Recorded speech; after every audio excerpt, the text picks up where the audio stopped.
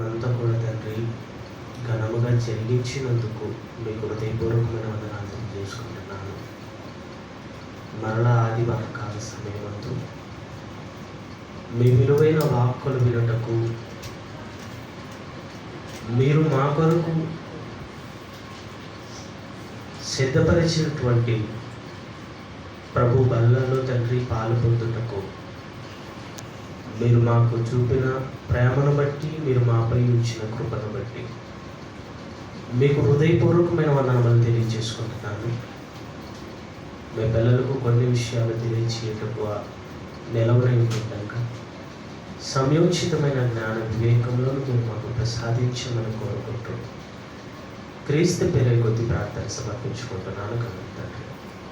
ఆమేన్. ప్రియమైనటువంటి దేవుని పిల్లారా, మన ప్రభువు పరిరక్షకుడైనటువంటి క్రీస్తు యేసునామమున మీకు అందరికీ కూడా నా హృదయపూర్వకమైన వందనాలను తెలియజేసుకుంటున్నాను.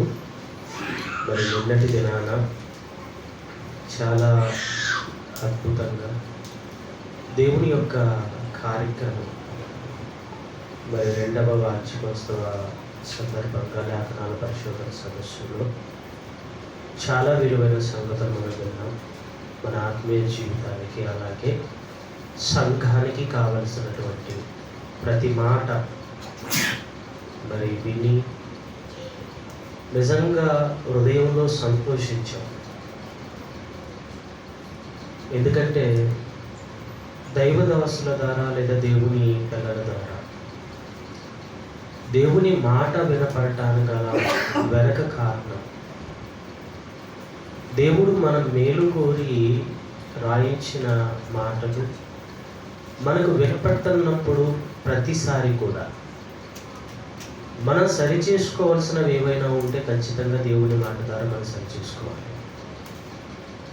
ఎందుకంటే సంఘానికి వాక్యం వినటానికి, వాక్యం ద్వారా మన బ్రతుకులను సరి చేసుకోవడానికి మన సంఘంలో అడుగు పెడుతున్నాం. ఎన్నో విలువైన సంగతులు మనం నిన్న విన్నాం కదా. కొన్ని విషయాలు మరలా కొన్ని సంగతులు ఆలోచించేద్దాం. ఒక మాట, మన క్రైస్తవ జీవితంలో మనం చేయవలసిన లేదా మనం పాటించవలసిన కొన్ని నియమాలు, కొన్ని పద్ధతులు, వీటన్నిటిని గురించి మనం తూచా తప్పక ఖచ్చితంగా పాటించాలి. ఏ కార్యక్రమంలోనైనా చూడండి, ఒక క్రమం, ఒక నియమం అనేది మనకు కనబడుతుంటుంది. ఏ విషయంలోనైనా. మీకు తిమోతికి పత్రికను రాస్తూ ఏమని రాయించాడో ఒకసారి మనం చూద్దాం అన్నమాట. తిమోతికి రాసిన పత్రిక, తిమోతికి రాసిన మొదటి పత్రిక 2వ అధ్యాయము 2వ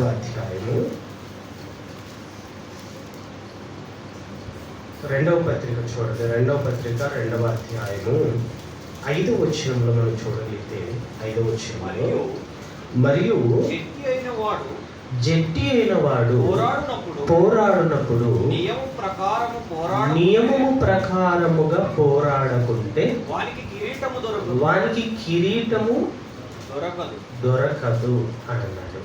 కిరీటము అంటే ఏంటి? ఇక్కడ కిరీటము అంటే ఏ విషయాన్ని గురించి మాట్లాడుతున్నాడు అక్కడ? మనం ధరించుకునేటువంటి కిరీటాన్ని గురించి కాదు.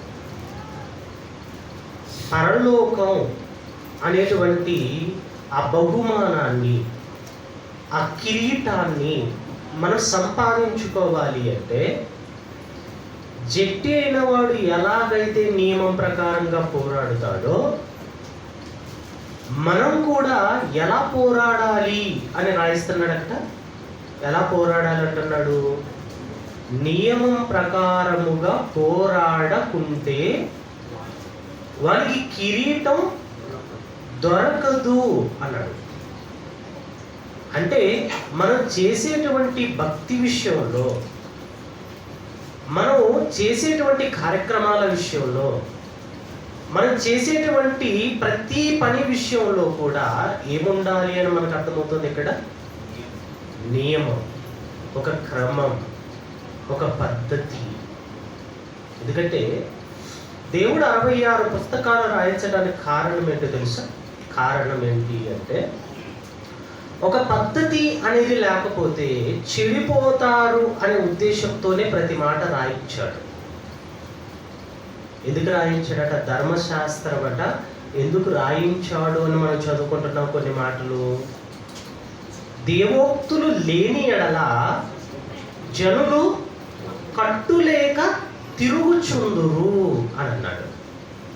అంటే దేవోక్తి దేని కొరకు? ఒక కట్టుబాటుగా, ఒక పద్ధతి ప్రకారంగా, ఒక నియమం ప్రకారంగా బ్రతకటానికి దేవోక్తిని దేవుడు మనకు అనుగ్రహించాడు అన్నది అర్థం చేసుకోవాలి. సామెతల గ్రంథము 18వ అధ్యాయము 18వ వచనం చదవండి ఒకసారి. సామెతల గ్రంథము 18వ అధ్యాయము 18వ వచనంలో 29వ అధ్యాయము 18వ వచనం. సామెతల గ్రంథము 29వ అధ్యాయం 18వ వచనంలో, దేవోక్తి లేని ఎడల జనులు కట్టులేక తిరుగుచుందురు అన్నాడు. చూడు, తిరుగుతురు అన్నాడు. అంటే ధర్మశాస్త్రం లేదా దేవోక్తి, దేవుని మాట ఇవ్వటానికి గల కారణం ఏంటి అంటున్నాడు అక్కడ. దేనికి ఇచ్చాడట? ఒక క్రమంతో బ్రతకటానికి, ఒక పద్ధతి ప్రకారంగా బ్రతకటానికి. దేవోక్తి అందుకే అన్నాడు, జట్టి అయిన వాడు పోరాడేటప్పుడు ఎలా పోరాడుతాడు అన్నాడు? నియమం ప్రకారంగా అన్నాడు. అంటే ఒక నియమ ప్రకారంగా పోరాడితేనే వాడికి ఏముంటది? కిరీటం ఉంటుంది. నియమం ప్రకారంగా కాకుండా నియమాన్ని అతిక్రమించి పోరాడితే ఏం దొరకదు? కిరీటం దొరకదు. ఏ ఆటలోనైనా చూడండి, మనకు తెలుసు కదా, ఆటలన్నీ మనకు తెలుసుకొని. పరుగు పందెం మనకు తెలుసు. పరుగు పందెంలో ప్రారంభంలో నిలవబెట్టేసి అందరి లైన్గా నిలవబెట్టేసి అప్పుడు 1 2 3 అనగానే ఏమవ్వాలి? రన్ అవ్వాలి, వెళ్ళిపోతూ ఉండాలి. అలా అనుకోకుండా పరిగెత్తి ఏమిటి ఎక్కడికైతే వెళ్ళిపోవాలో, ఎక్కడికైతే ఆ గురి దగ్గరికి వెళ్ళిపోవాలో అక్కడికి వెళ్ళిపోయి నిలబడ్డాడు అనుకోండి, నేనే గెలిచానని ఆవిడ సంతోషపడితే వాడికి బహుమానం దొరుకుతుందా? దొరకదు. ఆ ఆటలో ఒక నియమం ఉంటుంది, ఒక క్రమం ఉంటుంది. మనకందరికీ తెలుసు కబడ్డీ ఆట మనకందరికీ తెలుసు. కబడ్డీ ఆటలో కూడా చూడండి, మొత్తం రౌండప్గా ఒక ఆవిడ గీసేసి ఉంటారు, ఒక బాక్స్ టైపు గీసేసి ఉంటారు. ఆ బాక్స్ లోపలే ఆడాలి, బయట ఆడితే అసలు అది లెక్కల్లోనికి రాదు. అంటే బయట ఆడటం నియమం కాదు. ఆ బాక్స్ ఏదైతే ఉందో ఆ బాక్స్లోని వాడు ఆడాలి. ఆ బాక్స్లోనే వాళ్ళు పెట్టిన నియమం ప్రకారంగానే వాడు గెలిచి ఆ కప్పుని ఏం చేయాలి? సాధించాలి. అంటే ప్రతి ఆటలో, ప్రతి పనిలో నియమం, ఒక క్రమం అనేది దేవుడు పెట్టినట్టుగా మనకు కనబడుతున్నట్టుగా మనకు తెలుస్తుంది. అలాగే మనం పోరాడేటప్పుడు జట్టి అయిన వాడు పోరాడినప్పుడు నియమం ప్రకారంగా పోరాడుకుంటే వాడికి ఏం దక్కదన్నాడు? కిరీటము దొరకదు అన్నాడు. చూడండి, అంటే ఏది చేసినా కూడా మనం చేసే ప్రతిదీ కూడా ఎలా చేయాలి అని మనకు అర్థమవుతుంది. ఇక్కడ ఎలా చేయమని? ఒక నియమం ప్రకారంగా, ఒక పద్ధతి ప్రకారంగా. ఎందుకంటే వాక్యానికి కూడా ఏముంది చూస్తారా ఒకసారి? వాక్యానికి కూడా ఒకసారి మీరు తెస్సలోనికి రాసిన పత్రిక మీరు చూడండి ఒకసారి. తెస్సలోనికి రాసిన పత్రిక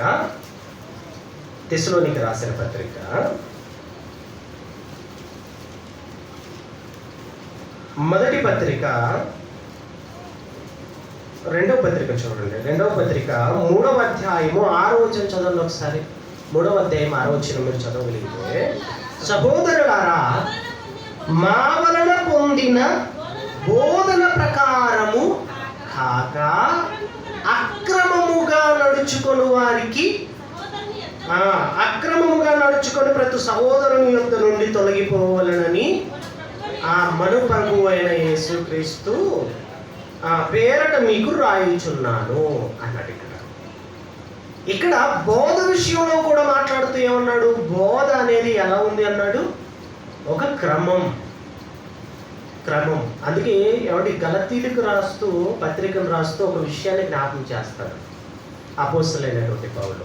ఏమని జ్ఞాపకం చేస్తాడు? అక్కడ ఏమని జ్ఞాపకం చేస్తాడు?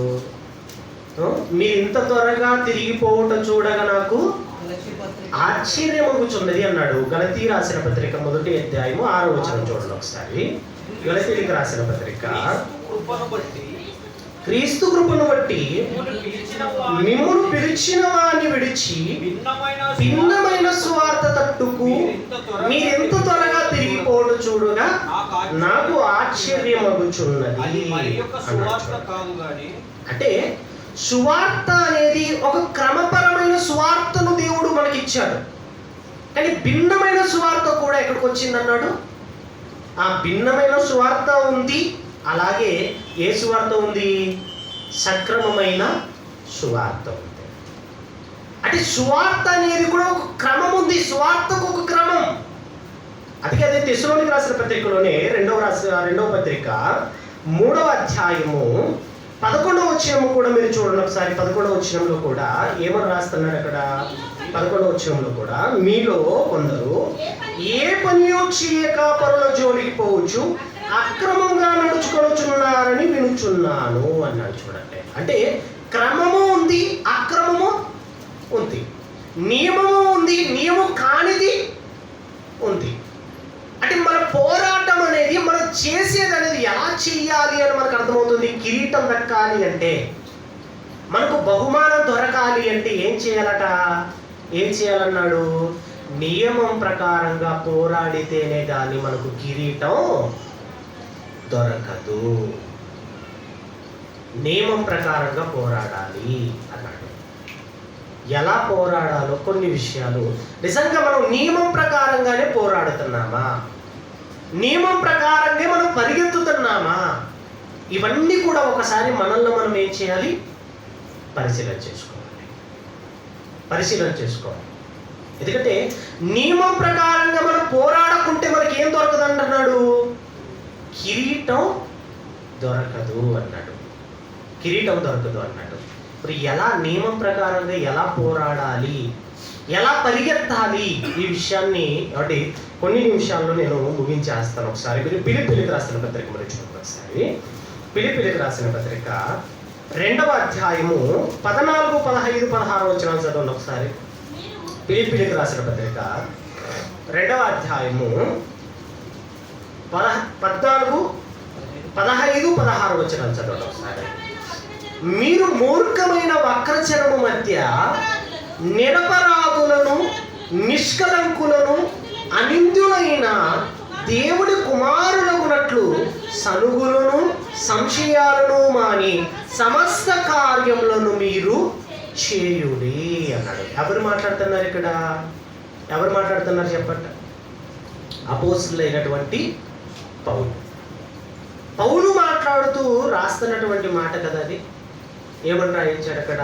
మీరు మూర్ఖమైన వక్రజనము మధ్య మీరు నిరపరాధులను, నిష్కలంకులను, అనిందులగునట్లు దేవుని కుమారులగునట్లు సనుగులను, సంశయాలను మాని సమస్త కార్యములను చేయుడి అన్నాడు కదా. అక్కడ బాగా మీరు ఆలోచించవలసినటువంటి కొన్ని విషయాలు ఉన్నాయి. ఎందుకంటే మనం సంఘంలోనికి రావటానికంటే ముందుగా మనం ఎక్కడున్న వాళ్ళమంతా? ఎక్కడున్నాం? వక్రజనాలలో ఉన్నవారు. అంటే మనం కూడా సంఘంలోనికి రాకముందు మనమంతా కూడా ఎవరము? మనం కూడా ఒక మాటలో చెప్పాలి అంటే మూర్ఖులమే. అందుకే అపోస్తలుడైనటువంటి పేతురు గారు ప్రారంభంలోనే ఒక మంచి మాట మాట్లాడాడు, మనకందరికీ తెలుసు. అపోస్తల కార్యం 2వ అధ్యాయము 38వ వచనంలోనే ఏమని రాశాడు అక్కడ? మీరు మూర్ఖులైన ఈ తరము వారికి వేరై రక్షణ పొందుడి అన్నాడు. అంటే మనం మూర్ఖులైనటువంటి ఆ తరము వారిలో నుంచి మనం ఏమైపోయిన వారం? వేరై రక్షణ పొందింపబడిన వారం, అంటే రక్షణలోనికి మనం వచ్చిన వారము అన్నట్టు. ఇప్పుడు ఆ మూర్ఖమైన వక్రక్షణముల మధ్య మనం కూడా ఏం చేస్తున్నాం? బ్రతుకుతున్నాం. వాళ్ళ ప్రవర్తన వేరవుతుంది, మన ప్రవర్తన వేరవుతుంది. వాళ్ళ మాటలు వేరవుతాయి, మన మాటలు వేరవుతాయి. మరి ఈ మూర్ఖమైన వక్రచిహ్నముల మధ్య మనల్ని ఎలా బ్రతకమని దేవుడు చెప్పాడు చెప్పండి? ఒక నియమాన్ని పెట్టాడు, ఒక పద్ధతిని పెట్టాడు. దేవుడు ఒక పద్ధతిని పెట్టాడు. ఏమని పెట్టాడు అక్కడ? మూర్ఖమైన వక్రచిహ్నముల మధ్య మీరు ఎలా బ్రతకాలన్నాడు? నిరపరాధులు అన్నాడు. చూడండి, నిరపరాధులను, నిష్కలంకులను, అనింద్యులనైన దేవుని కుమారులకున్నట్లు అన్నాడు. చూడండి, దేవుని కుమారులు అంటే వాళ్ళకు ఉండవలసినటువంటి క్వాలిఫికేషన్ చెప్పాడు అక్కడ. దేవుని కుమారులు అంటే వాళ్ళకి ఎలాంటి క్వాలిఫికేషన్ ఉంటుందట? ఎలాంటి క్వాలిఫికేషన్ అక్కడ మాట్లాడాడు కదా. ఏమని మాట్లాడాడు? మూర్ఖమైన వక్రజనముల మధ్య నిరపరాధులను, నిష్కలంకులను, అనింద్యులనైన దేవుని కుమారులకున్నట్లు. అనింద్యులనైన దేవుని కుమారులు అంటే, దేవుని కుమారులు అంటే అసలు నిరపరాధులుగా ఉంటారు, అనింద్యులుగా ఉంటారు, అలాగే నిష్కలంకులుగా ఉంటారు. అంటే నిష్కలంకులను, అనింద్యులను, నిరపరాధులను నైనా దేవుడి కుమారులగునట్లు మిమ్మల్ని ఏం చేయమన్నాడు? ఆ సనుగులను, సంశయాలను మాని సమస్త కార్యములను చేయుడి అన్నాడు. అంటే దేవుడు పెట్టినటువంటి ఒక నియమం, ఒక క్రమం ఏంటి అంటే ఈ మూర్ఖమైన వక్రజనాల మధ్య ఎలా బ్రతకమని కోరుకుంటున్నాడు అక్కడ? ఎలా బ్రతకమని? నిరపరాధులుగా బ్రతకాలి, నిష్కలంకులుగా బ్రతకాలి, అనింద్యులుగా బ్రతకాలి అనొచ్చు.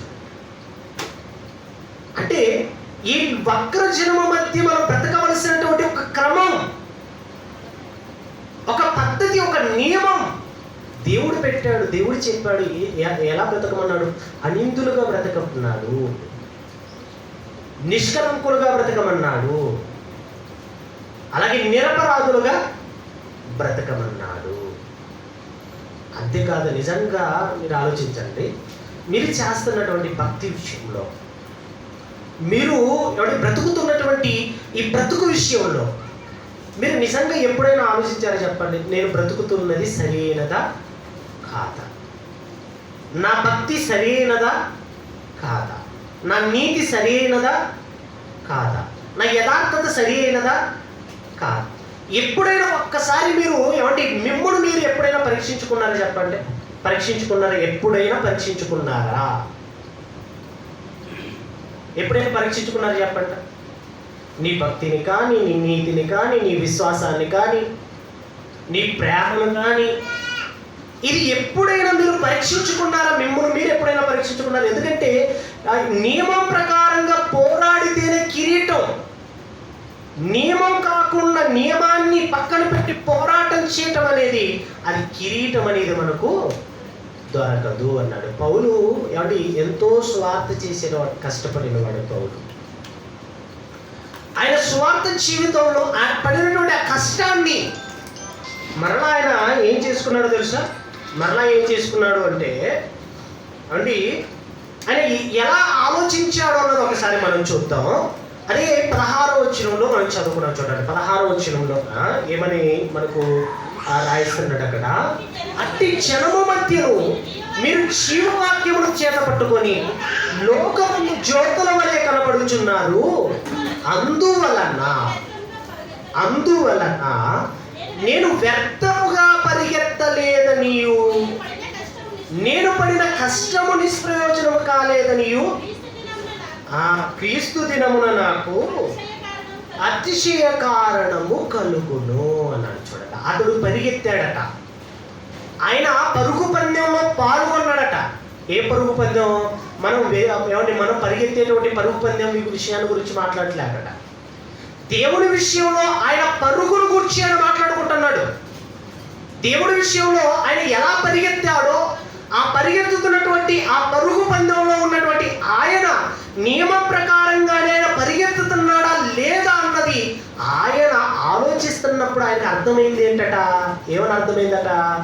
నేను వ్యర్థముగా పరిగెత్తలేదు నీయు అన్నాడు. చూడండి, వ్యర్థముగా పరిగెత్తలేదు నీయు అన్నాడు. చూడండి, అంటే వ్యర్థమైన పరుగు కూడా ఏమండి పరిగెత్తుతారా చెప్పండి? వ్యర్థమైన పరుగు పరిగెత్తుతారా? లాభం లేని భక్తి ఎంతమంది చేయట్లేదు చెప్పండి? లాభం లేని భక్తి ఎంతమంది చేయట్లేదు అండి? ప్రపంచంలోనండి ఇంచుమించు అండి 400 కోట్ల మంది క్రైస్తవులు. ఇంచుమించు ఈ 400 కోట్ల మందిలో నిజంగా అందరూ ప్రయోజనకరమైన భక్తినే ఏమండి జీవిస్తున్నారా చెప్పండి? ప్రయోజనకరమైన భక్తితోనే ఉన్నారా? ఎలా ఉన్నారంట? ఎలా ఉన్నారు చెప్పండి? భక్తి అంటే ఏంటో కూడా తెలియదు, అసలు భక్తికి నిర్వచనమే తెలియదు. అలాంటిది వాళ్ళు చేసేటువంటి భక్తి సరైనదా కాదన్నది వాళ్ళకి ఎలా అర్థమవుతుంది? ఎలా తెలుస్తుంది చెప్పండి? ఎలా తెలుస్తుంది? అని మీరు చేస్తారు కదా, మీరు భక్తి చేస్తారు కదా, మీరు నీతిగా బ్రతుకుతారు కదా, మీరు యథార్థంగా ఉంటారు కదా, నిజంగా నా భక్తి నిజమైనదా కాదా అని ఎప్పుడైనా మీరు ఆలోచించుకున్నారు చెప్పండి? ఎప్పుడైనా ఆలోచించుకున్నారా? నా నీతి నిజమైనదా కాదా? నేను నమ్మినటువంటి ఈ నమ్మిక సరైనదా కాదా? ఇది ఎప్పుడైనా మీరు ఆలోచించుకున్నారా? ఎప్పుడైనా ఆలోచించుకున్నారా? పౌలంతటోడే ఏం ఆలోచిస్తున్నాడు? నేను పరిగెత్తేటువంటి ఆ పరుగు ఎలాంటిదట? వ్యర్థముగా నేను పరిగెత్తలేదు. వ్యర్థంగా నేను పరిగెత్తలేదు. నేను పరిగెత్తినటువంటి ఆ పరుగు ఎలా ఉందో తెలుసా? ఒక నియమ ప్రకారంగా పరిగెత్తుతున్నాను నేను అన్నాడు. క్రైస్తవంలోకి వచ్చిన తర్వాతనండి, క్రీస్తును నమ్మిన తర్వాత ఒక నియమం ప్రకారమైన బ్రతుకు మనది కాకపోతే మనం చేసే భక్తి వ్యర్థం, మనం చేసే నీతి వ్యర్థం, అన్నీ కూడా వ్యర్థమే. అన్నీ వ్యర్థమే. ఒకసారి మీరు ఆలోచించండి, నిజంగా మీరు వ్యర్థముగా పరిగెత్తేవారు ఉన్నారా, లేకపోతే అంటే మీ పరుగుకు బహుమానం పొందేటట్టుగా మీరు పరిగెత్తుతున్నారు? ఎలా పరిగెత్తుతున్నారు చెప్పండి? చాలా మంది చూడండి, ఒక్కొక్కరు ఒక్కొక్క దాని విషయం పరిగెత్తుతుంటారు. చూడండి, ఒక్కొక్కరు ఒక్కొక్క దాని విషయంలో, లోక విషయంలో పరిగెత్తుతుంటారు చాలా మంది. అదంతా ఎలాంటి పరుగు తెలుసా? అది వ్యర్థమైన పరుగు. బిలాము పరిగెత్తాడట. ఎక్కడికి పరిగెత్తాడు చెప్పండి? ఎక్కడికి పరిగెత్తాడు బిలాము? ధనం కోసం ఆశపడి ఎక్కడికి వెళ్ళిపోయాడు?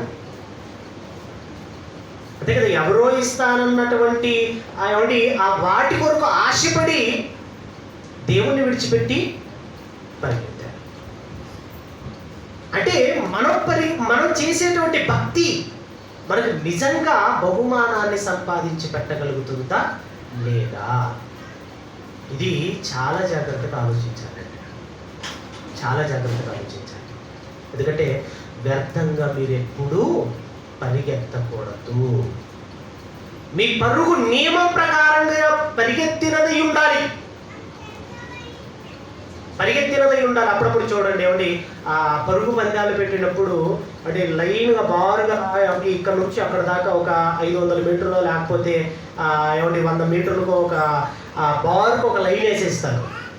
ఆ లైన్ వేసిన వాళ్ళు ఏమండి ఏ పద్ధతి, ఏ క్రమం, ఏ నియమం అయితే ఉందో దాన్ని బట్టి పరిగెత్తే వాళ్ళు ఆ లైన్లో ఉంటారు. కానీ నియమం లేక పరిగెత్తే వాళ్ళు బయట ఏమంటే వాళ్ళతో పాటు వీళ్ళు కూడా ఏం చేస్తుంటారు? పరిగెత్తుతుంటారు. చూడండి, ఇప్పుడు వీళ్ళకంటే వాళ్ళు ముందెళ్ళి గ్రీస్ దాటారు అనుకోండి, నిజంగా వీళ్ళకి కప్పు ఇవ్వగలరు? ఏమంటే గ్రీస్ బయట ఉండి పరిగెత్తే వాళ్ళకి కప్పు ఇవ్వగలరా చెప్పండి? ఇవ్వలేదు. కానీ ఏ విషయంలోనైనా ఒక క్రమం, ఒక పద్ధతి అనేది నిజంగా అది మనకు బహుమానాన్ని సంపాదించి పెట్టేది.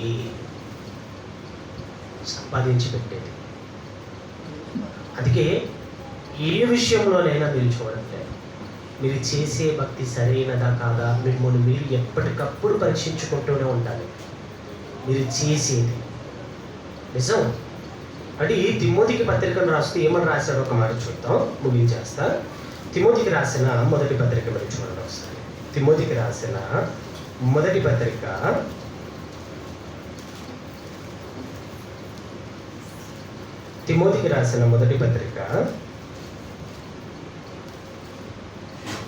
4వ అధ్యాయం చూడండి ఒకసారి.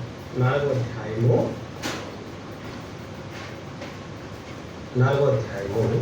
16వ వచనం నుంచి మనం చదువుకుందాం ఒకసారి. 16వ వచనం నుంచి, నిన్ను గూర్చి నీ బోధన గూర్చి జాగ్రత్త కలిగి ఉండుము, వీటిలో నిలకడగా ఉండుము, నీవిలాగు చేసి నిన్నును నీ బోధ విను వారిని రక్షించుకొందువు అన్నాడు. దానికంటే మరొక మాట చూడండి, 2వ తిమోతి చూడండి ఒకసారి. 2వ తిమోతి 4వ అధ్యాయము 2వ తిమోతి 4వ అధ్యాయము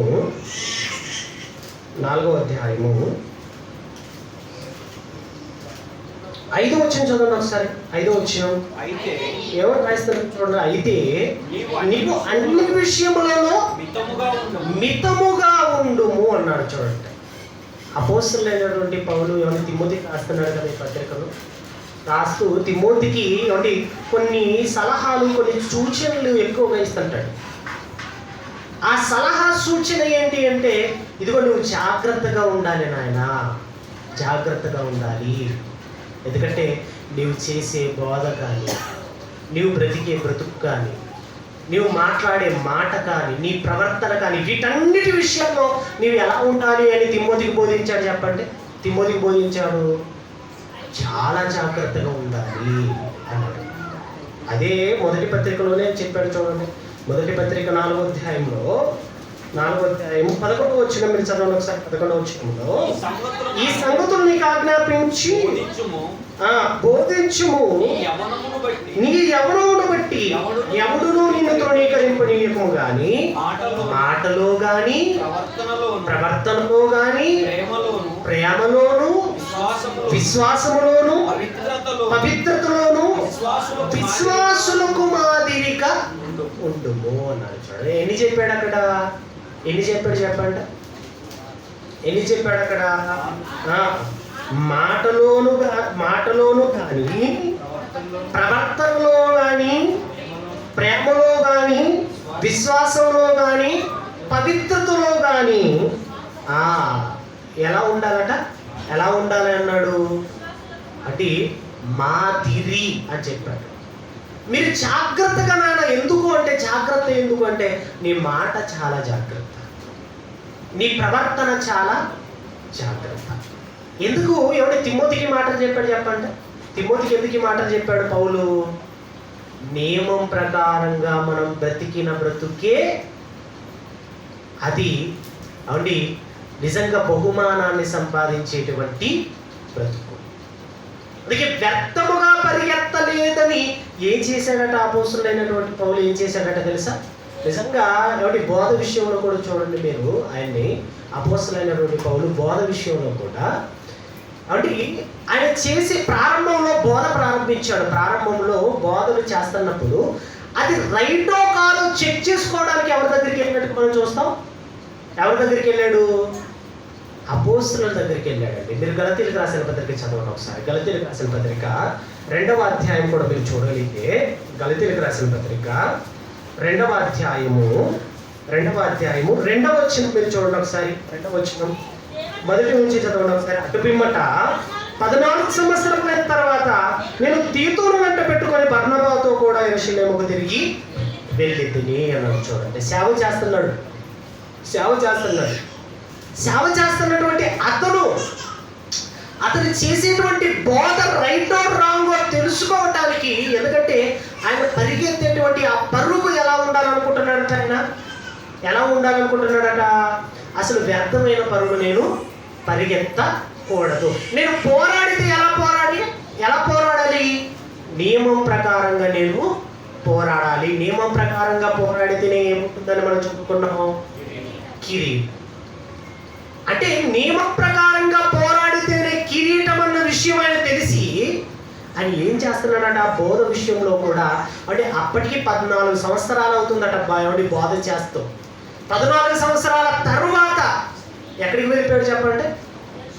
యెరూషలేముకు వెళ్ళాడట. ఎందుకు వెళ్ళాడు చూడండి, మాట కూడా 2వ వచనంలో, దేవదర్శన ప్రకారముగానే వెళ్ళి తిని మరియు నా ప్రయాసము వ్యర్థమైపోవునేమో లేక వ్యర్థమైపోయినదేమో అని నేను అన్యజనులలో ప్రకటించుచున్న సువార్తను వారికి ప్రత్యేకముగా ఎన్నికైన వారికి విషదపరిచితిని అన్నాడు. చూడండి, అంటే ఆయన ఎందుకు వెళ్ళాడు? యెరూషలేముకి ఎందుకు వెళ్ళాడు చెప్పండి? యెరూషలేముకి ఎందుకు వెళ్ళాడు యెరూషలేముకి? ఆయన చేస్తున్న బోధ సరైనదా కాదా? నేను ప్రయాసపడుతున్నాను, నేను కష్టపడుతున్నాను, అయితే నా ప్రయాస వ్యర్థమైపోతుందేమో, ఒకవేళ ఈ 14 సంవత్సరాలు ఆల్రెడీ వ్యర్థమైపోయిందేమో అని తన బోధ విషయం ఎక్కడికి వెళ్ళిపోయాడు? యెరూషలేము దగ్గరికి వెళ్ళిపోయాడు అని చెప్పాడు. ఎందుకంటే ఈ మాటలన్నిటిని బట్టి మీకు అర్థమవలసింది ఏం చెప్పండి? ఈ మాటలన్నిటిని బట్టి మనకు అర్థమవలసింది ఏంటి? మనం బ్రతికిన ప్రతి బ్రతుకు ఎలా బ్రతకాలి? ఒక నియమం, ఒక క్రమం. దేవుడు ఏ క్రమాన్నైతే మనకు బోధించాడో, దేవుడు ఏ క్రమాన్నైతే పెట్టాడో, నువ్వు ఎలా బ్రతకాలని దేవుడు చెప్పాడో అలానే నువ్వు ఏం చేయాలి? బ్రతకాలి. అలా కాని బ్రతుకు అది ఎలాంటిది? వ్యర్థమైన బ్రతుకు, వ్యర్థమైన పరుగు అనేది మాత్రం జ్ఞాపకం చేసుకుంటాడు. అందుకే తిమోతికి రాస్తా అంటున్నాడు, నీవు అన్ని విషయములో తిమోతి ఎలా ఉండాలన్నాడు? మితం. మితం అంటే ఏంటి? మితముగా ఉండుము, మితముగా ఉండుము అన్నాడు. పరుగు పందెంలో పరిగెత్తే వాళ్ళు చూడండి, ఏ విషయంలో కూడా ఏది పడితే అది తినరు. ఎందుకు తినరు చెప్పండి? ఎందుకు తినరు? వాళ్ళకు ఒక క్రమం, ఒక నియమం ఉంటుంది. ఎంత తినాలో, ఎన్ని వాటర్ తాగాలో, అంటే ఎంత దూరం పరిగెత్తాలో. ఎందుకంటే వాళ్ళు ఆ నియమాలను పాటిస్తేనే కానీ పరుగు పందెంలో వాళ్ళు గెలవలేరు. చూడండి, అంటే బాగా లావు ఉన్నవాడు పరిగెత్తగంట, బాగా పలుచగా ఉన్నవాడు పరిగెత్తగంట. ఎవడు పరిగెత్తగలడు? పలచగున్నవాడే పరిగెత్తగలడు. ఎందుకు? అడిగి తినడానికి తిండి లేదని వాడు పలసనవలే, అడిగి తాగడానికి నీళ్లు లేక అంత పక్క చిక్కిపోలే. కానీ దాన్ని సాధించడానికి, బహుమానాన్ని సంపాదించుకోవడానికి వాడికి ఉన్నటువంటి అన్నిటిని కూడా త్యాగం చేసుకుంటూ అంటే ఒక నియమం ప్రకారంగా అన్నం తింటుంటాడు, ఒక నియమం ప్రకారంగా వాటర్ తీసుకుంటుంటాడు. ఎందుకు? పరుగు పందెంలో నేను అందరికంటే ముందుగా పరిగెత్తాలి, నేను అన్నిటికంటే ముందుగా పరిగెత్తాలి. అంటే పరిగెత్తడమే కదండి, ఎలాగైనా పరిగెత్తొచ్చండి అనుకొని అంటే పరిగెత్తడానికి ఏది పడితే అది తినేసి లావుగా పరిగెత్తడానికి వెళ్తే ఏమైనా కాళ్ళు లేవగలగా చెప్పండి? పరిగెత్తగలరా? పరిగెత్తలేదు. అందుకే మన జీవితంలో కూడా మనం అంతే, కొన్ని చేయకూడదు ఏదైతే ఉంటాయో వాటిని పక్కన పెట్టేసేయాలి. ఎందుకు? వాటిని మనం చేస్తే మనం నియమాన్ని ఏం చేసిన వాళ్ళం అవుతాం? అతిక్రమించిన వాళ్ళం అవుతాం. అంటే నియమం ప్రకారంగా మనం పోరాడితేనే మనకి ఏం దొరుకుతుంది? కిరీటం. ఇప్పటి వరకు మీరు పరిగెత్తారు, ఎన్ని సంవత్సరాలు పరిగెత్తారు చెప్పండి? ఎన్ని సంవత్సరాలు పరిగెత్తారు? అంటే నా పరుగు నిజంగా ఇంచుమించు అంటే 14 సంవత్సరాల పరుగు నాది. అంటే నేను బాప్తిసం తీసుకొని దేవునిలోకి అడుగుపెట్టి సేవ చేయటం ప్రారంభించిన ఈ సేవ పరుగు ఏదైతే ఉందో ఇది ఇంచుమించు 14 ఏళ్ల నుంచి నా పరుగు ప్రారంభించాను. నా పరుగు నేను ప్రారంభించిన ఈ పరుగు నియమం ప్రకారం కానిదైతే నిజంగా నాకు బహుమానం దొరుకుతుందో చెప్పండి? మీరు పరిగెత్తుతున్నారు, ఎంతకాలం పరిగెత్తారు చెప్పండి? ఎంతకాలం పరుగులో ఉన్నారు? కొంతమంది 4 సంవత్సరాల పరుగులో ఉన్నవాళ్ళు, కొంతమంది 2 సంవత్సరాల పరుగులో ఉన్నారు, కొంతమంది సంవత్సరం పరుగులో ఉన్నారు. ఈ పరుగు పందెంలో, ఈ పరుగులో నిజంగా మీకు నియమం ప్రకారంగానే పరిగెత్తుతున్నారా? అంటే మీరు నియమం ప్రకారంగానే బ్రతుకుతున్నారా? నియమం ప్రకారంగా కాక బ్రతుకుతున్నారు? మీరు ఆలోచించండి ఒకసారి. ఎలా బ్రతుకుతున్నారు చెప్పండి? ఎలా బ్రతుకుతున్నారు? ఏది మనకు ఏమంటే చట్టం ఏది? చట్టం ఏది? నియమం ఏది చెప్పండి? ఏది చట్టం, ఏది నియమం మనకు? 66 పుస్తకాలు కలిగిన బైబిల్. ఈ గ్రంథం మనకు నియమాలను బోధించేది. అందుకే అంటున్నారు కదా, ధర్మశాస్త్రము లేని ఎడల, దేవోక్తులు లేని ఎడల జనులు కట్టులేక తిరుగుతురు. అంటే ఒక నియమాన్ని విడిచిపెడతారని ఏం ఇచ్చాడట? దైవోక్తులను మనకు అనుగ్రహించాడు, ధర్మశాస్త్రాన్ని ఇచ్చాడు. మరి ఇప్పుడు ఏం చేయాలి మనకు చెప్పండి? ఏం చేయాలి? ఒక పద్ధతి లేని బ్రతుకు మనకు పరలోకాన్ని ఇవ్వద్దు. ఇది ఎప్పుడు మీరు గుర్తుపెట్టుకోండి. పద్ధతి లేని బ్రతుకు మనల్ని పరలోకానికి చేర్చదు. ఎప్పుడైనా ఒక పద్ధతి, ఒక నియమం, ఒక క్రమం అలా గనుక మనం బ్రతకగలిగితే నిజంగా మనకు ఖచ్చితంగా కిరీటం దొరుకుతుంది. కిరీటం దొరుకుతుంది. ఏ విషయంలో నేను చూడండి, ఒక బోధ విషయమే కాదు, మీ మాట విషయం, మీ ప్రవర్తన విషయం, మీ భక్తి విషయం, మీ నీతి విషయం, అంటే వీటన్నిటి విషయం ఒక్కసారి మీరు ఆలోచించండి. ఒక్కసారి ఆలోచించండి. ఈరోజు భక్తులు అంటే ఎలా ఉంటారు చెప్పండి? ఒక మాటలో చెప్పాలంటే ఎలా ఉండాలట భక్తులు అంటే? ఏమని చెప్పుకుంటున్నారు చెప్పండి?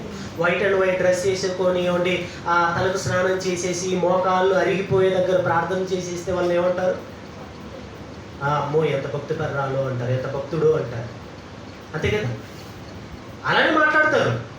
కానీ భక్తికి ఉన్నటువంటి నిర్వచనం దేవుడు చెప్పాడు. ఏం చెప్పాడు చెప్పండి? ఏం చెప్పాడు? మనం అందరం చదువుకుంటున్నాం కదా, చదువుకున్నాం. ఒక మాట చూడండి, ముగించేస్తా. మరి యాకోబు రాసిన పత్రిక మీరు చూడగలిగితే 1వ అధ్యాయం 27వ వచనం చదవండి ఒకసారి. యాకోబు రాసిన పత్రిక 1వ అధ్యాయం 27వ వచనంలో, తండ్రి అయిన దేవుని ఎదుట పవిత్రమును నిష్కలంకమునైన భక్తి ఏదనగా అన్నాడు. చూడండి, భక్తి, పవిత్రమైన భక్తి, నిష్కలంకమైన భక్తి. అది ఏంటంటే దాని నియమాన్ని చెబుతున్నాడు. చూడండి, దాని క్రమాన్ని చెబుతున్నాడు. ఏమని చెబుతున్నాడు అక్కడ?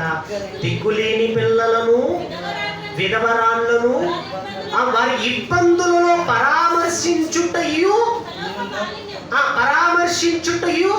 అలాగే ఈ లోక మాలిన్యాన్ని తనకంటకుండా తన్ను తాను కాపాడుకొనుటయే ఏంటట? నిజమైన భక్తి అన్నాడు. చూడండి, ఇప్పుడు మనం భక్తి పరులు అనటానికి అంటే దేవుడు ఒక నియమాన్ని ఇచ్చాడు కదా, ఒక నియమాన్ని ఇచ్చాడు కదా. ఆ నియమం ఏంటి చెప్పండి?